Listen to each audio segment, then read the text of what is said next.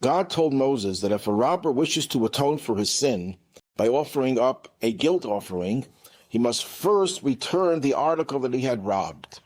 What is the message to us? Most of us are not robbers. Most of us are not going to need this for their own atonement. But in a certain sense, we're taught every time we do something contrary to God's will, we are in effect robbers. Let me explain. God created us with a mission.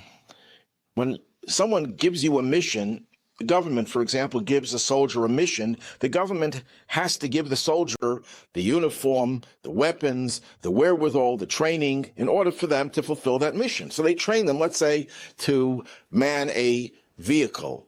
And the soldier, instead of using the knowledge to man a vehicle to fight the enemy, uses it for his own pleasure, for his own needs. That would be taking the energy, the resources that the government gave the soldier for his mission, and he's diverting it elsewhere. Well, that's exactly what happens when we do something against God's will. God gave us certain resources, certain energy, and he wants us to use it in a certain direction. And all of a sudden, we discover we're using the talents that God endowed us with to do things that are contrary to God's plan and God's mission, inconsistent with that mission.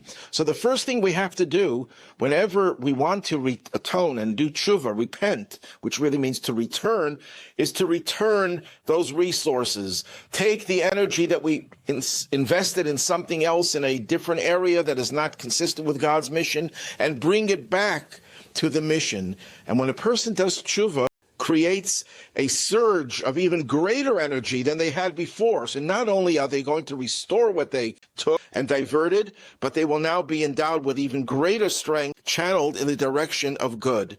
And that's why our sages tell us that before the Mashiach comes, the Jewish people will all do tshuva, will all return to God, which means we will have double strength that will make the world an infinitely better place than it ever was.